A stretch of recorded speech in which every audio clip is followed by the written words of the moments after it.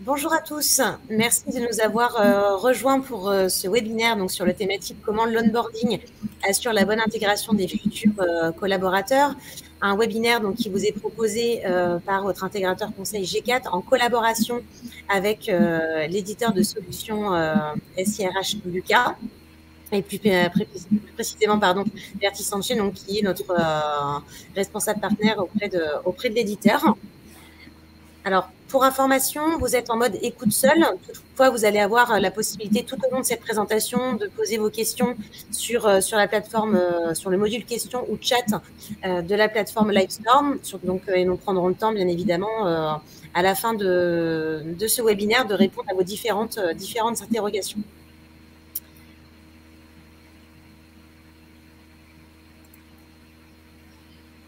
Pour démarrer très rapidement et surtout laisser le temps aux derniers inscrits de nous rejoindre, voici comment va s'organiser cette présentation. Elle va être donc découpée en 4 parties.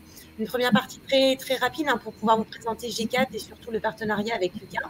Je céderai ensuite la parole à Bertine pour vous présenter plus en détail effectivement l'univers Lucas. Et ensuite, nous pourrons passer au sujet qui vous intéresse, donc la gestion de l'onboarding et comment celui-ci vous permet d'optimiser effectivement le pilotage de vos collaborateurs et surtout leur intégration au sein de votre entreprise. Et enfin, comme je vous le disais, nous prendrons le temps de répondre à vos différentes questions. Alors, concernant G4, pour ceux qui ne nous connaissent pas, G4, en fait, on se positionne aujourd'hui comme le partenaire de la transformation digitale des entreprises. Créé en 2006, on accompagne les TPE-PME en tant qu'intégrateur de solutions de gestion et surtout prestataire de services. Voilà, on a une véritable connaissance sur les enjeux métiers face à l'ère de cette digitalisation qui nous accompagne au quotidien. Et on souhaite se positionner, comme je vous le disais, comme le partenaire de la transformation digitale de vos entreprises en vous proposant des logiciels qui soient donc modernes, performants et surtout innovants.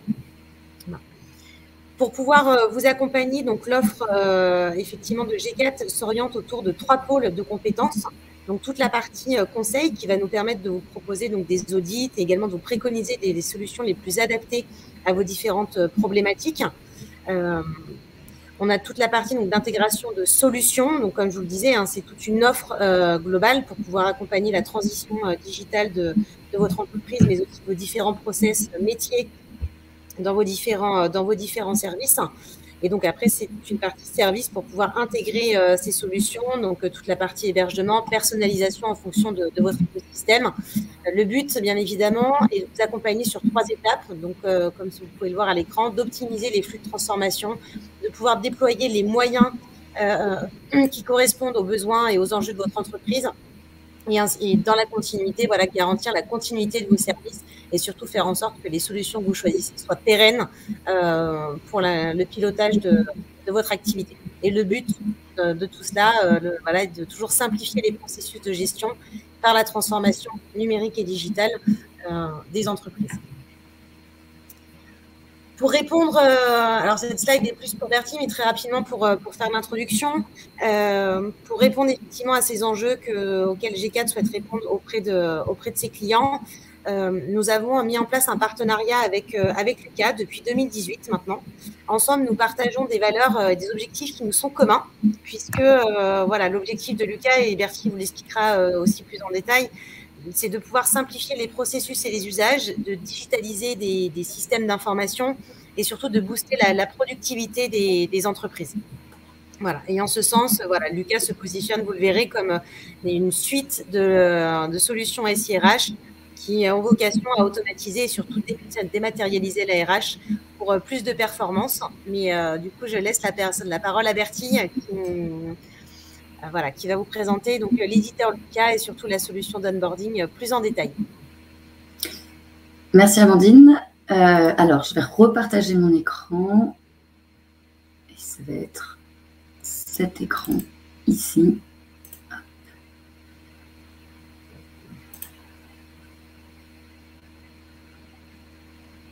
Amandine, je te laisse me confirmer que mon écran est bien partagé. Oui, tout à fait. C'est tout bon.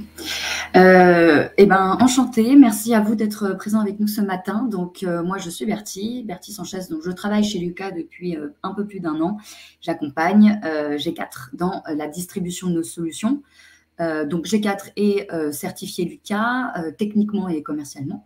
Donc, c'est eux qui vous accompagneront si vous souhaitez avoir un petit peu plus d'informations sur nos outils. Et ce matin, moi, je suis venue vous parler de l'étape de onboarding, qui est une étape indispensable pour bien intégrer vos nouveaux collaborateurs. Et avant de passer sur cette thématique, je représente rapidement la même slide que Amandine est venue vous présenter. Donc, chez Lucas, on a été créé en 2002, donc on a bientôt 20 ans d'ancienneté. Notre PDG est toujours Gilles Sadger.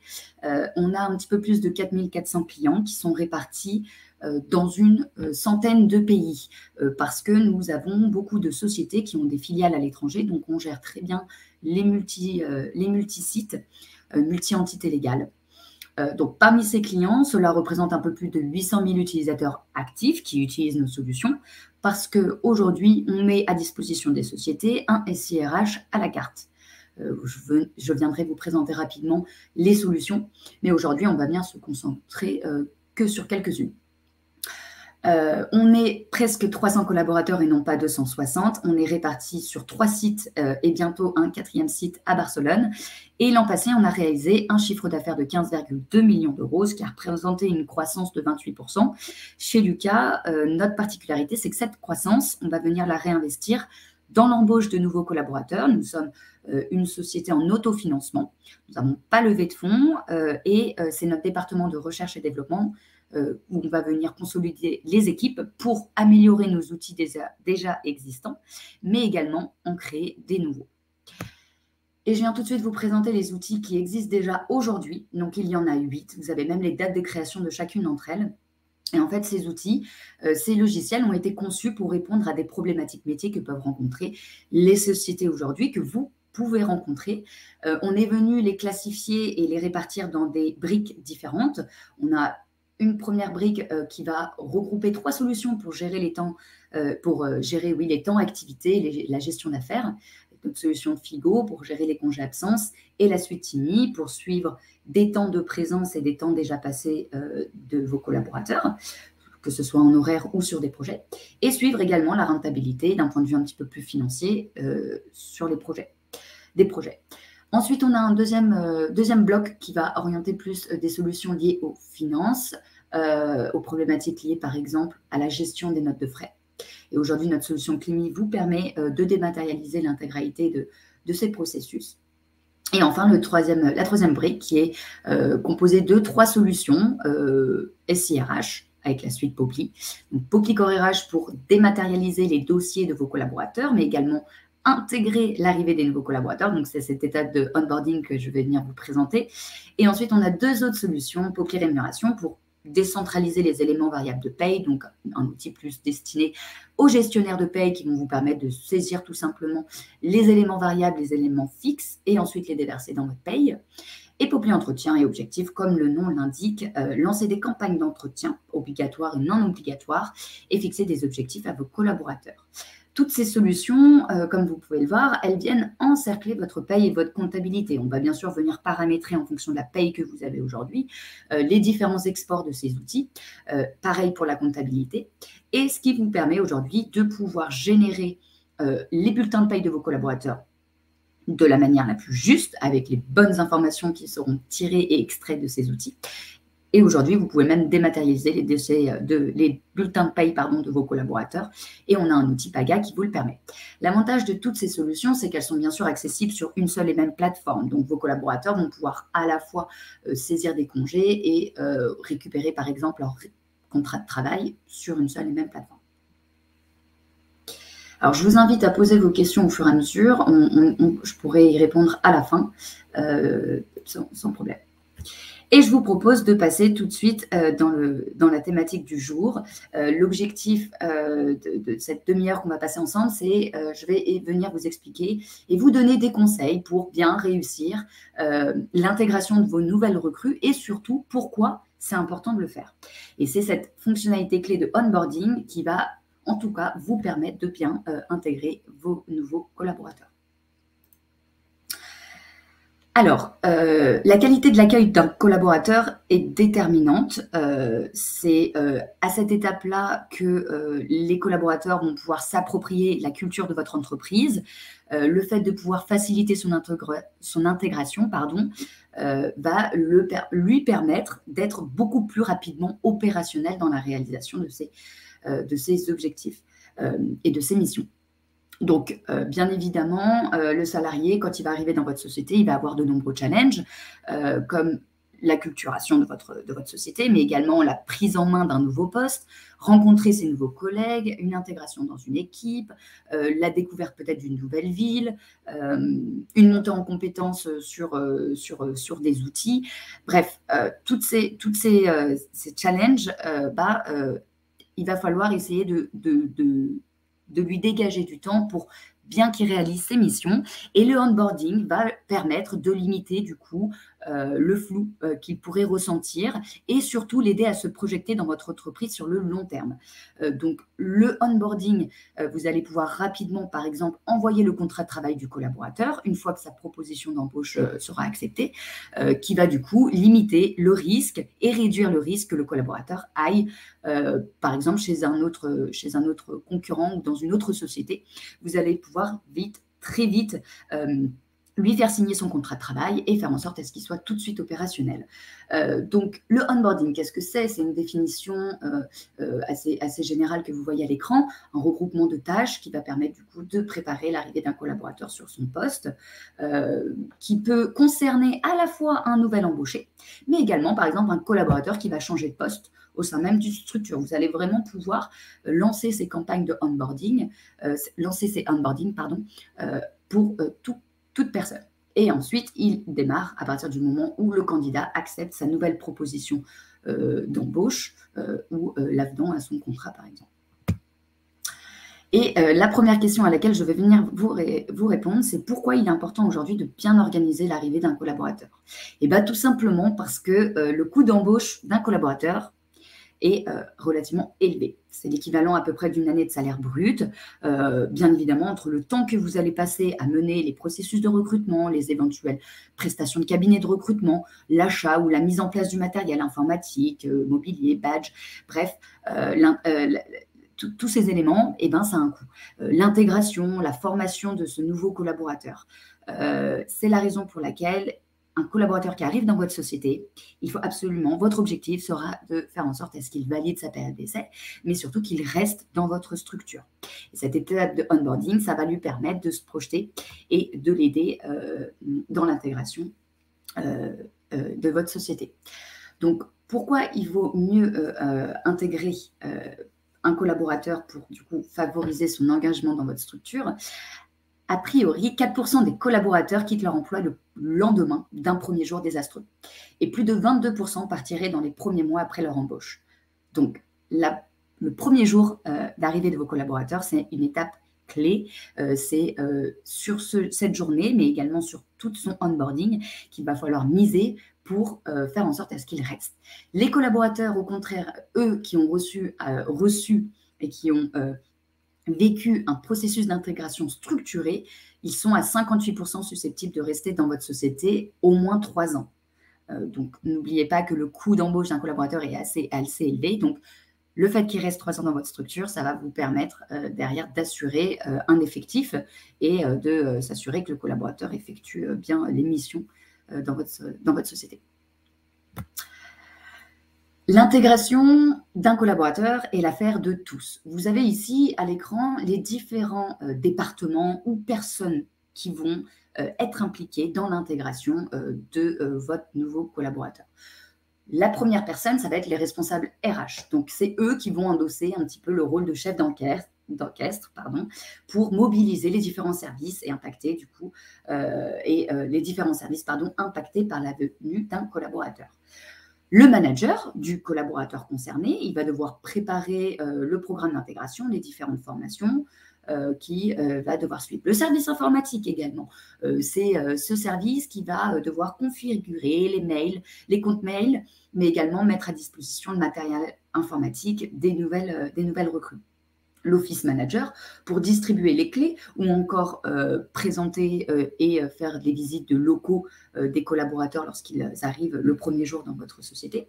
Le gestionnaire de paye pour tout ce qui va être intégration des données RH du collaborateur dans son plan de paye, donc des données qui vous seront bien sûr remontées grâce au onboarding et pour ensuite pouvoir lui générer son bulletin de paye. Et enfin, un point qui est facultatif, certes, mais qui est assez important, c'est de définir ou de nommer un parrain ou un coach qui va pouvoir accompagner votre collaborateur tout au long de son intégration, de sa période d'essai, qui va par exemple lui expliquer toute la culture ou les rituels qu'il y a dans l'entreprise. Ça pourrait être une personne de confiance que votre nouveau collaborateur pourra poser toutes ces questions pour bien comprendre le fonctionnement de votre entreprise. Et donc ici, on va venir voir les différentes étapes du onboarding. Donc le onboarding va commencer dès lors que le candidat accepte la proposition d'embauche. Il ne prend pas forcément fin au même moment que la période d'essai. Par exemple, nous, chez Lucas, cette période, elle dure 4 mois et la phase de onboarding peut aller au-delà également de la période d'essai. Donc, il y a plusieurs étapes, la signature du contrat, les périodes de préavis, le premier jour d'arrivée dans votre entreprise, toute la période d'essai, cette fin de période, et là, on pourra clôturer le onboarding avec quelques étapes qui pourront avoir lieu entre ces deux étapes. Et donc, je vous propose ensemble qu'on aille onboarder et préparer l'arrivée de Julie Bateau qui arrive dans quelques semaines dans votre société. Et on va venir ensemble lancer ce onboarding. L'étape de onboarding va être constituée en trois étapes. La première, on va venir envoyer un formulaire de bienvenue avec un livret d'accueil ou un guide de lecture à Julie. La deuxième, on va venir récupérer ces informations administratives qui sont indispensables pour générer et lui envoyer son contrat de travail de manière électronique. Et enfin, la troisième étape, c'est de définir et de suivre ensemble les différentes tâches, comme je vous le disais, en fonction des différentes personnes, en amont de son arrivée, le jour même, mais également pendant toute sa période d'essai. Donc, je me suis connectée sur notre outil de onboarding et je retrouve la fiche et notre future collaboratrice, Julie Bateau. Et je vais venir du coup démarrer la procédure d'onboarding. La première étape va être de pouvoir choisir le modèle de bienvenue, le modèle de mail de bienvenue. Vous allez pouvoir paramétrer différents types de modèles. Ici, j'en ai 3 dans des langues différentes, mais vous pouvez en avoir autant que vous le souhaitez. Vous allez pouvoir ajouter l'objet du mail et le corps du mail que vous pouvez modifier. Et je vais venir du coup ajouter une pièce jointe et notamment le guide d'accueil de Julie Bateau. Que je vais venir récupérer dans mon espace. Voilà, donc je vais lui joindre le livret d'accueil. Et on voit ici le lien du formulaire et c'est dans la prochaine étape qu'on va venir configurer le formulaire de Julie Bateau. De la même manière que les mails de bienvenue, vous allez pouvoir paramétrer différents types de formulaires. Ici, on en a 3 dans des langues différentes. Je vais venir vous montrer le visuel du formulaire que j'ai sélectionné. Ce formulaire, il va permettre à Julie de venir compléter ces différentes informations qu'elle va venir vous renseigner, qui vont être remontées automatiquement dans son dossier RH. Vous pouvez ajouter autant de champs que vous le souhaitez, et notamment des champs type pièce jointe, si vous souhaitez par exemple récupérer le CV de Julie Bateau. Ici, je suis venue sélectionner mon formulaire, et la dernière étape, c'est l'étape d'attribution des tâches. Donc, on a une liste de tâches pareil qu'on va pouvoir venir paramétrer. Donc, j'ai choisi ma liste de tâches par défaut. Donc, tout est déjà préalablement complété. Mais je peux toujours venir rentrer dans une tâche et la modifier. On va venir assigner un responsable pour chaque tâche. Bien sûr, chaque responsable sera notifié. Et je vais venir démarrer le onboarding de Julie Bateau. Donc, Julie, à ce moment-là, reçoit son email de bienvenue avec le livret d'accueil, le formulaire qu'elle va devoir venir compléter. Vous allez pouvoir relancer à n'importe quel moment la personne, le nouveau collaborateur, pour qu'il puisse venir compléter ce formulaire. À tout moment, vous pouvez également venir ajouter une nouvelle tâche. On va venir, par exemple, ajouter une tâche nommée un par un pour Julie. La date cible, la date d'arrivée de Julie est le 25 octobre. Donc, il faudrait venir lui nommer en amont de son arrivée. Je vais donc venir assigner un responsable, par exemple, Valentin. Et là, je peux ajouter une description. Un par un pour Julie. Vous pouvez décider de notifier ou non le responsable de cette tâche et vous enregistrez. Voilà au niveau de l'étape de onboarding. Donc, comme je vous le disais, une fois que le formulaire de données administratives est complété par Julie, toutes ces informations vont être montées dans son dossier RH qui va du coup nous permettre par la suite de générer son contrat de travail et de lui envoyer son contrat de travail au format électronique. Et donc, on va venir cette fois-ci générer et envoyer le contrat de travail de Julie Bateau. Donc, notre solution, bien sûr, intègre la signature électronique. Grâce à cette signature électronique, les délais de signature sont bien sûr réduits. Sachez également que 77% des contrats envoyés sont signés le jour même grâce à la signature électronique. Et bien sûr, ça permet de sécuriser l'embauche, car plus un processus d'embauche est long, plus le risque que le collaborateur signe ailleurs. Donc, le fait de pouvoir lui envoyer son contrat de travail de manière électronique, ça va accélérer son intégration. Et je vous propose de venir envoyer le contrat de travail de Julie Bateau ensemble. Donc, tout est sur la même base, l'étape de onboarding et l'envoi du document. Donc, je vais venir sélectionner mon contrat de travail CDI. Donc, vous allez pouvoir importer autant de modèles de documents que vous le souhaitez, des documents qui peuvent nécessiter une signature électronique, mais également tout type de documents que vous souhaitez mettre à disposition de vos collaborateurs. Ici, je vais venir choisir mon contrat de travail CDI. C'est un modèle qu'on est venu compléter avec différentes balises et c'est ces balises qui vont venir se mettre à jour automatiquement. Donc, je vais venir le générer pour Julie et je confirme. Notre solution est en train d'analyser le document et de le compléter avec toutes les informations que Julie nous a transmises. En effet, on retrouve toutes ces informations, donc la date de naissance, sa nationalité, son numéro de sécurité sociale, mais on a également des données qui peuvent être comme la date du jour qui se met à jour automatiquement. Et donc, je vais venir générer le document de Julie. Ce document, il est automatiquement enregistré dans son dossier RH, dans cette section contrat de travail. Vous avez la possibilité de le télécharger. Si vous le souhaitez, par exemple, l'envoyer à une personne extérieure de votre société. Le stocker où vous le souhaitez également, autre que dans le dossier RH du collaborateur. Et puis, vous pouvez bien sûr l'envoyer pour signature. Et c'est ce que je vais venir faire. Je retrouve les documents qui nécessitent une signature. Ici, j'ai mon contrat de travail, mais je pourrais tout à fait venir joindre un contrat de mutuelle, par exemple. Je vais sélectionner le collaborateur concerné, donc c'est Julie. Je vais venir décider à l'endroit où le contrat de travail sera sauvegardé. En l'occurrence, ce sera dans la section contrat de travail. Les signataires, donc il y a Julie, mais il peut y avoir également d'autres personnes comme les RH, éventuellement. Donc, je vais ajouter une autre personne. Je peux décider d'envoyer également la demande à une autre personne extérieure. Je sélectionne la langue. Il y a un message qui m'indique qu'un rappel sera envoyé automatiquement tous les 7 jours aux signataires qui n'auront pas encore signé, mais vous allez pouvoir vous-même faire ces relances si vous le souhaitez, que le document soit signé plus rapidement. Et je vais venir du coup nommer ma demande, Julie Bateau. Et j'envoie mon document pour signature. À ce moment-là, Julie Bateau a reçu un email avec son contrat de travail à signer. Vous avez ce tableau de suivi qui vous récapitule tous les documents qui sont en cours de signature. Vous avez bien sûr les différents statuts qui va venir vous indiquer si le document est intégralement signé ou pas encore, ou voire même s'il a été refusé par le collaborateur. Ici, vous allez pouvoir relancer à tout moment les signataires. Une fois que le document est signé, il va être remonté automatiquement dans le dossier du collaborateur, mais vous pouvez toujours venir télécharger les preuves de signature. Et donc, je vais venir vous montrer l'email reçu. Voilà.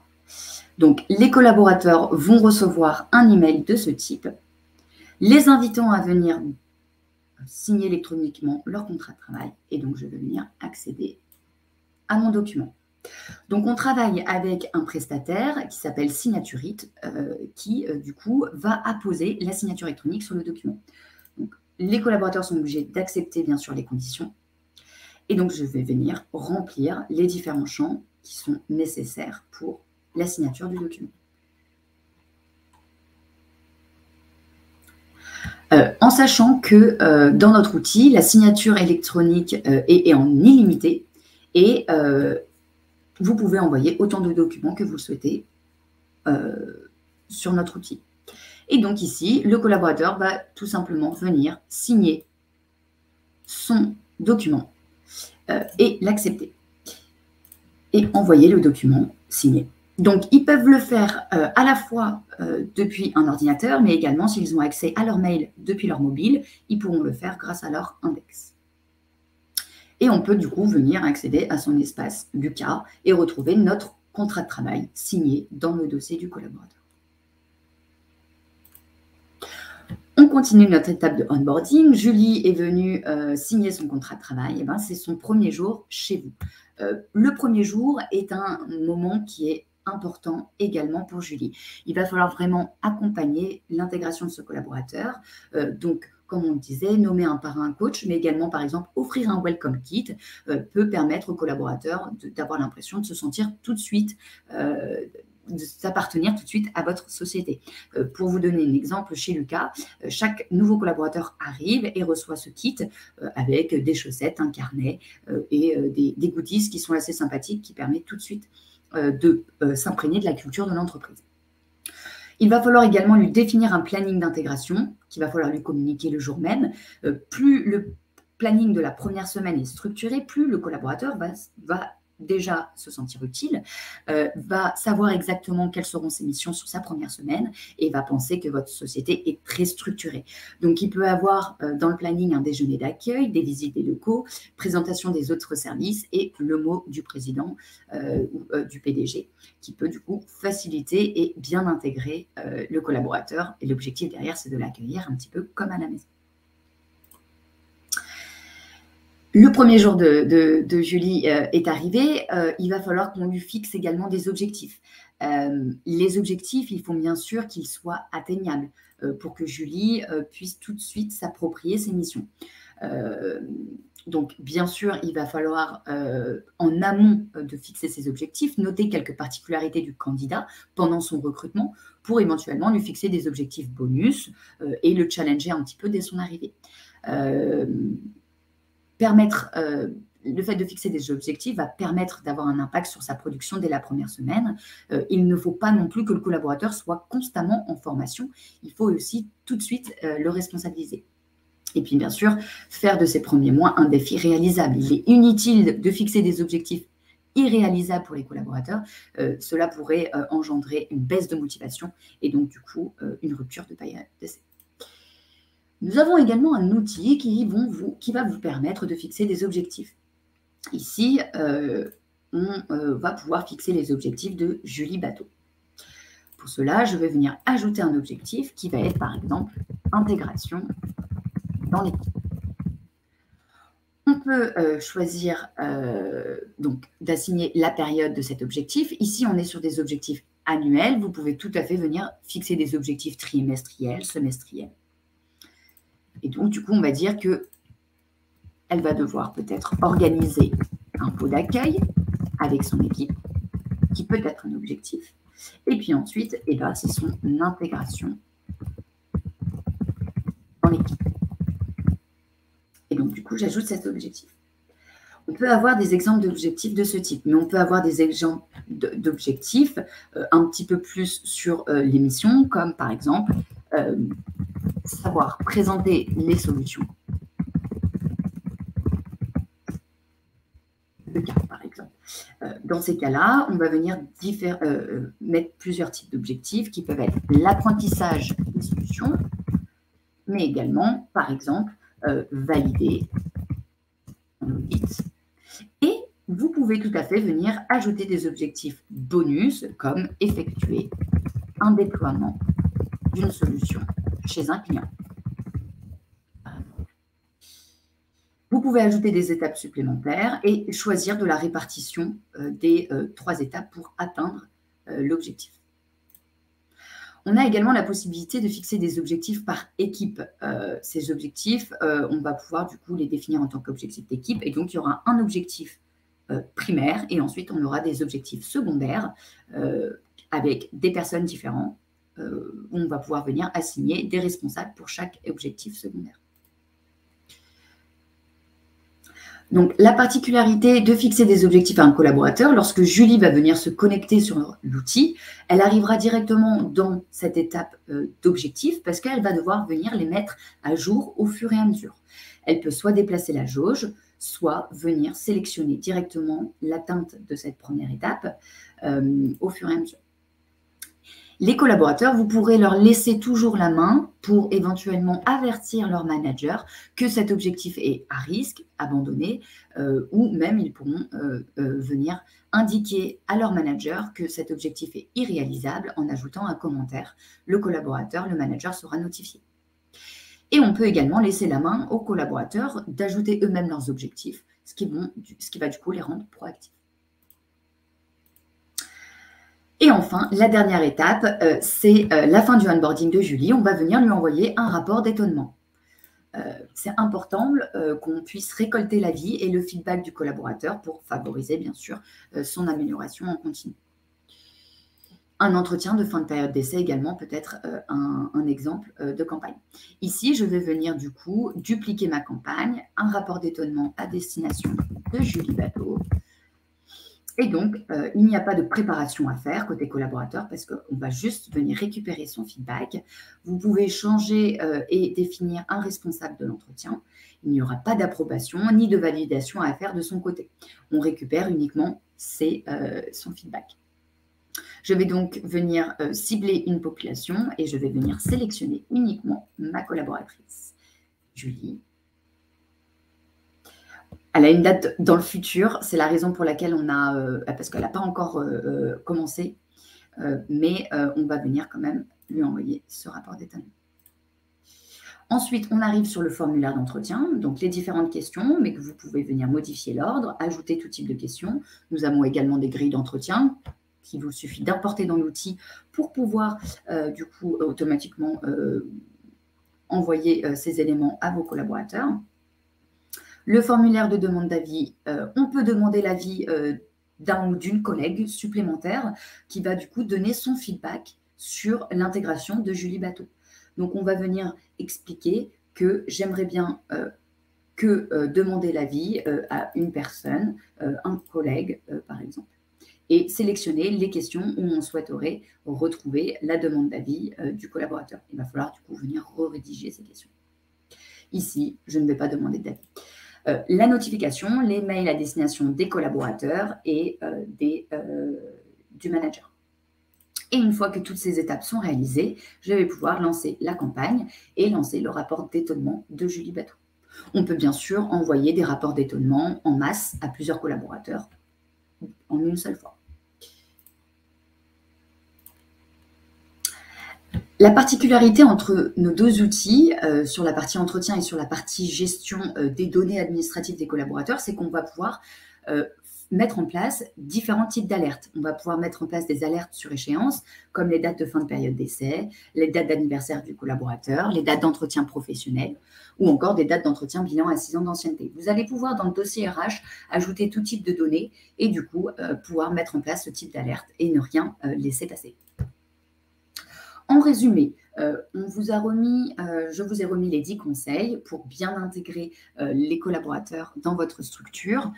Donc, intégrer l'équipe à l'accueil et au recrutement, donc intégrer votre nouvel collaborateur, nommer un responsable, envoyer des lectures et des vidéos utiles également, qui peut être un conseil, soigner la première impression, donc un premier repas, construire un planning concret, nommer un parrain, accompagner à la découverte des outils, donc qui peuvent être aussi des tâches à planifier dans le planning d'arrivée du collaborateur, définir des objectifs individuels à court terme réalisables, récolter leur feedback, c'est un élément qui est également très important pour que le collaborateur se sente écouté et responsable, et demander éventuellement un rapport d'étonnement pour du coup récupérer ses feedbacks.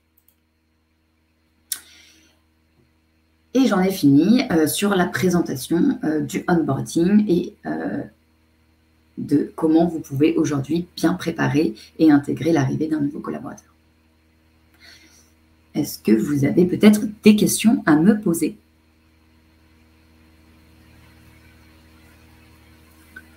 Je ne sais pas s'il y a des questions. Il y en a quelques-unes. On va laisser le temps, effectivement, pour que toutes les questions arrivent. Alors, on a une première question qui a été posée. Est-il possible de personnaliser des modèles d'onboarding par métier, par exemple? Oui. Oui, il est tout à fait possible. Donc, comme je vous le disais, lorsqu'on lance un onboarding, on a les différentes étapes où on va venir sélectionner différents modèles. Donc, il est tout à fait possible de créer des modèles, que ce soit sur le formulaire ou sur le mail de bienvenue, qui peuvent être différents d'un métier à l'autre. Génial. Alors, on a une autre question qui est arrivée entre-temps. Est-ce que votre outil permet d'envoyer des rapports d'étonnement, mais permet aussi d'envoyer donc d'autres types de contenu pour les entretiens? Oui, tout à fait. Donc, le rapport d'étonnement, c'est un exemple que je suis venue vous présenter, mais comme vous pouvez le voir, on a plusieurs modèles d'entretien qui peuvent être des entretiens obligatoires, comme les entretiens professionnels, les entretiens pour les collaborateurs qui ont 6 ans d'ancienneté, mais ça peut être des entretiens de fin de mission sur l'avancement des objectifs, par exemple, ou les rapports d'étonnement. Ok. Une troisième question, Bertille. Est-ce que la signature électronique donc proposée dans la solution est conforme à la législation en vigueur? Oui, tout à fait. Donc, comme je vous l'expliquais, on passe par notre prestataire Signaturite.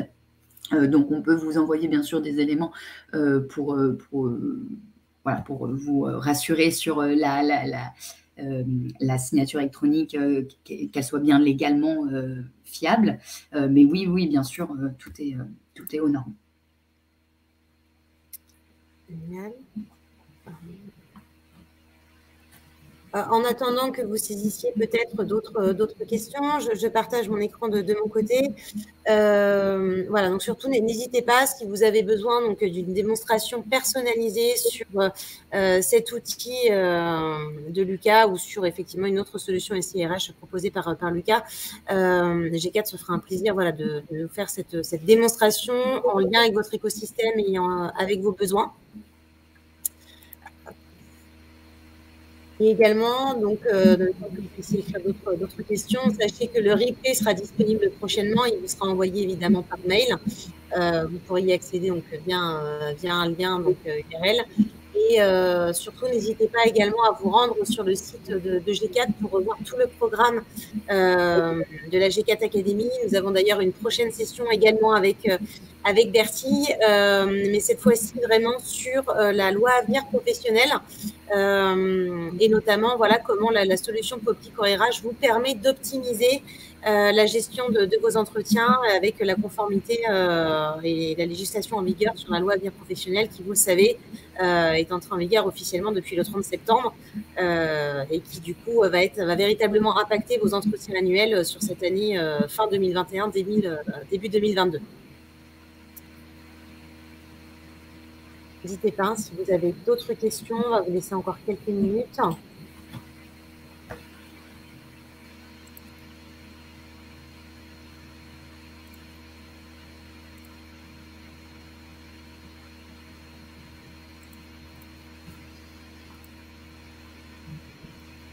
Visiblement, il n'y a pas d'autres questions. Encore une fois, de toute façon, les équipes de G4 se tiennent à votre disposition post-webinaire et plus encore, voilà, si vous avez des questions qui vous viennent après le visionnage du replay ou le téléchargement de la différente documentation sur les offres Lucas, nous sommes à votre écoute et surtout à votre service pour répondre à vos questions et implémenter au besoin l'ensemble des solutions proposées par Lucas pour optimiser vos process RH au quotidien. Merci. Pardon. Merci beaucoup, Bertie, pour cette intervention. Merci à vous d'avoir participé et pour votre attention. De mon côté, voilà, je vous souhaite une très belle fin de matinée, une très bonne journée. Merci. Merci beaucoup. Merci à tous. Merci à tous.